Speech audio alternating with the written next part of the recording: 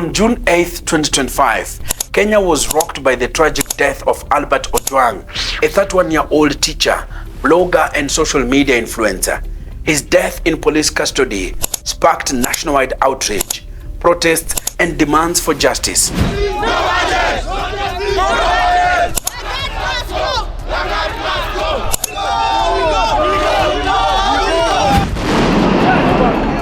But what makes this case even more shocking is the attempt by Kenyan police to cover up his murder. Justice! Justice! Today, we are diving into the chilling details of how the authorities tried to hide the truth, the lies they told, and how the public fought back. And the story is being cooked here about Langat. Langat inafaa kuwekwa jela right now tunaongea. Hiyo ndio demand ya kwanza. We are peaceful. We are Kenyans.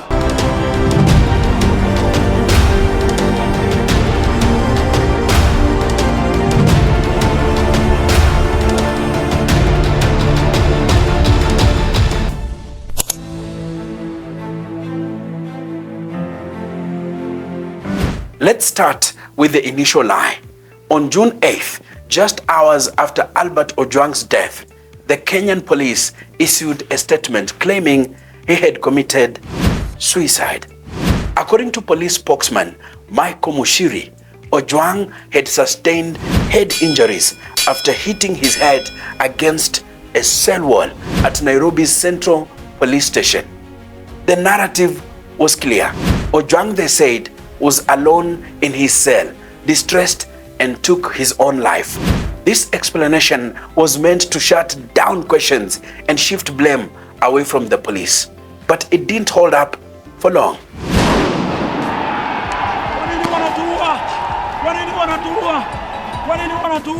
The police story was quickly debunked by a post-mortem conducted by a team of 5 pathologists led by government pathologist Dr. Bernard Media.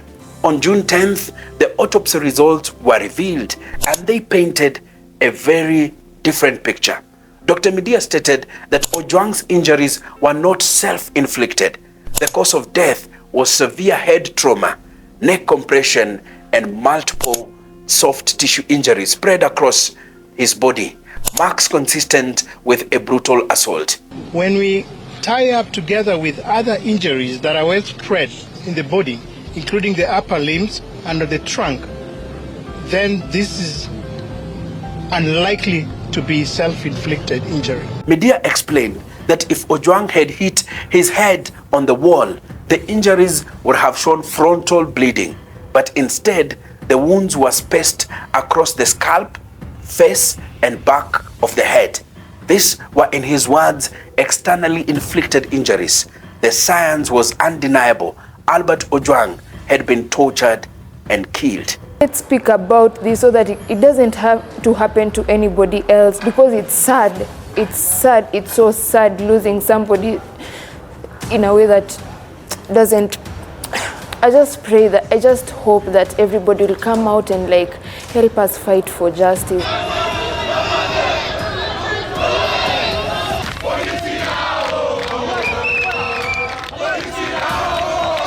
To understand how this tragedy unfolded, let's go back to how Albert ended up in police custody.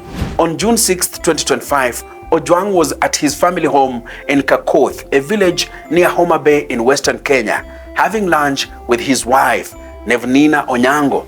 Suddenly, 3 motorbikes carrying 6 men, including plainclothes detectives, arrived.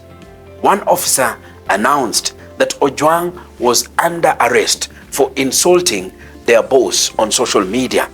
According to his father, Meshach Opio, the family pleaded to know if Albert would be safe given recent stories of abductions.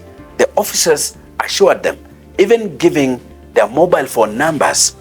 Albert was booked briefly at Mawego police station before being driven over 350 kilometers, that is 220 miles, to Nairobi's Central Police Station. That night, he spoke to his wife, saying, "I'm stressed, but don't worry, I'll see you soon." Those were his last words to her. Maswali yangu bado yako pale pale. yale niliuliza wakati akishikwa, mashtaka ni yapi dhidi ya kijana wangu na mlalamishi ni yupi, kinachosababisha kijana wangu kutolewa nyumbani mpaka Nairobi. Makosa gani yana uzito wa kiasi gani ya kuwezesha mtu wangu kutolewa nyumbani, kuletwa, hatimaye kuuawa? So what was Albert accused of? Ojwang, a former teacher turned blogger, was known for his outspoken posts on X and Facebook, where he tackled political corruption and social issues. In recent weeks, he had criticized Deputy Inspector General of Police Eliud Lagat, accusing him of involvement in a bribery scandal, a claim previously reported by mainstream media. Lagat filed a complaint alleging Ojwang's posts were defamatory under Kenya's cybercrime laws. This complaint led to Albert's arrest, raising questions about whether his criticism of powerful police official sealed his fate. Nahitaji unieleze kwa nini ulimuua mtoto wangu. Kupitia kwa sheria ukaseme kwa nini ulimuua mtoto wangu. Alikukosea nini ambayo inagharimu kifo chake? When news of Albert's death and the police suicide claim broke, Kenyans were furious. On June 9th, protests erupted in Nairobi, spreading to Kisumu, Mombasa, and smaller towns.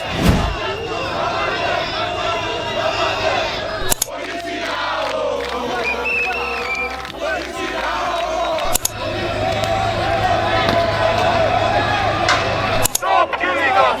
Stop killing us! Stop killing us! Stop killing us! Demonstrators blocked roads, set vehicles ablaze, and marched toward Parliament, chanting justice for Albert and Lagat must go. Riot police responded with tear gas, water cannons, and batons, injuring dozens.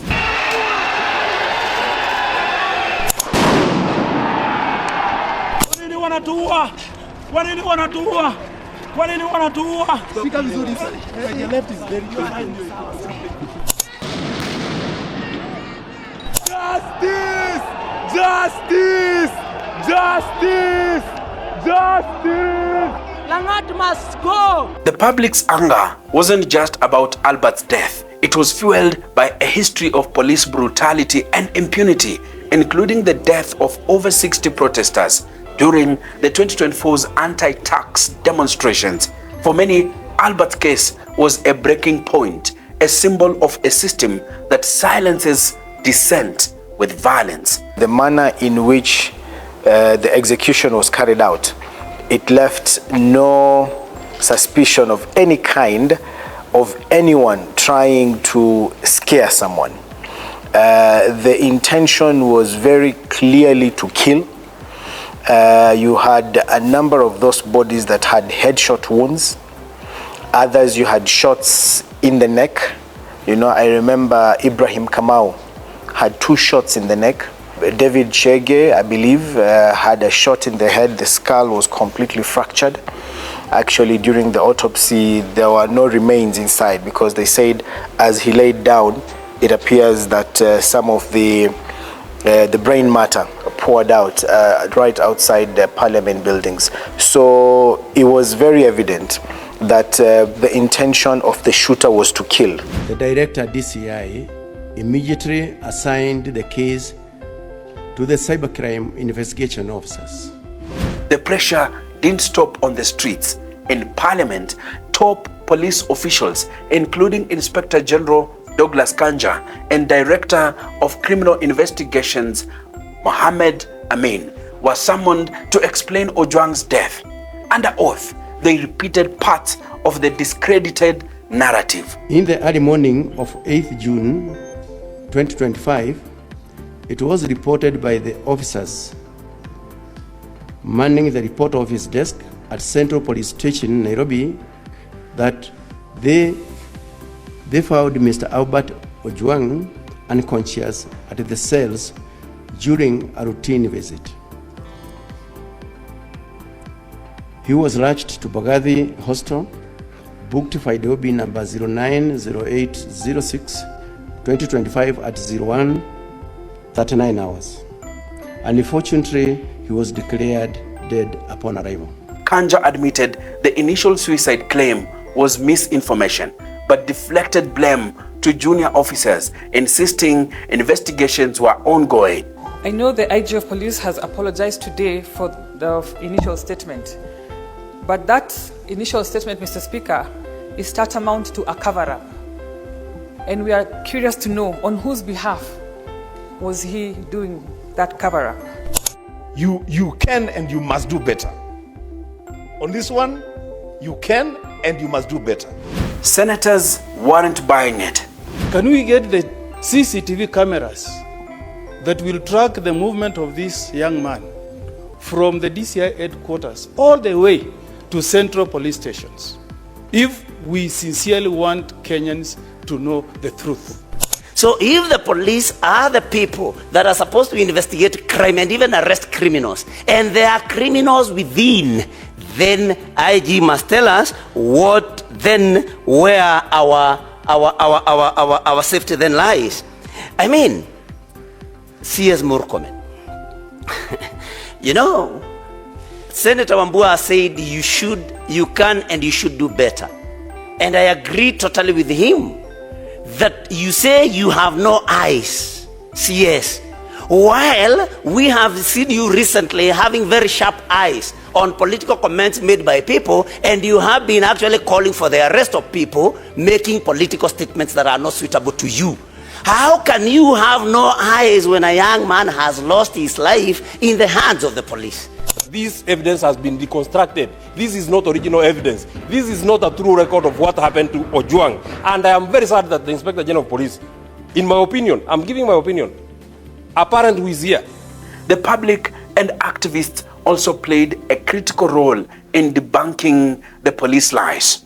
On X, users like CNN's Larry Madowo and blogger Cyprian Nyakundi called out the inconsistencies, amplifying the autopsy findings and questioning the police motives.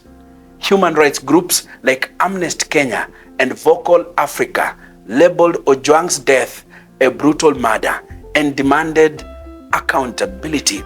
Activists linked Albert's case to a broader pattern of state repression, citing the arrest of other critics like Rose Njeri, who was charged for creating a tool to oppose the 2025 finance bill. Perhaps the most damning evidence came from CCTV footage at Magadi Hospital, where police took Ojwang's body in the early hours of June 8th. The footage, which surfaced on June 14th, showed officers arriving at 1:35 a.m. with Ojwang's lifeless body in the back of a Land Cruiser. Instead of rushing him to the emergency wing, the three officers lingered for 24 minutes, making phone calls and moving casually around the compound. Hospital records leaked online confirmed Ojwang was already dead on arrival, unresponsive, cold, with no cardiac activity, and covered in bruises, cuts, and swelling.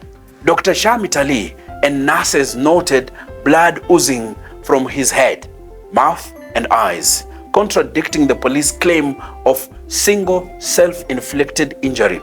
The CCTV directly debunked DCI boss Amin's parliamentary testimony that Ojwang was alive at 1:35 a.m. as the footage showed his body at the hospital at that exact time. This raises chilling questions.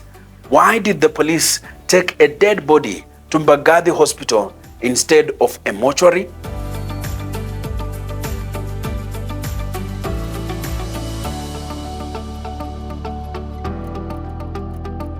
Were they staging an emergency to support their suicide story? Who were the officers calling during those 24 minutes, and what instructions were they receiving?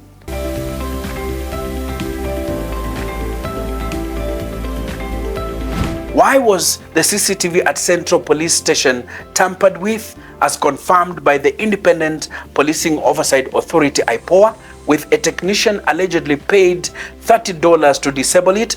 Was this a coordinated effort to erase evidence of Albert's murder? And most importantly, who gave the orders?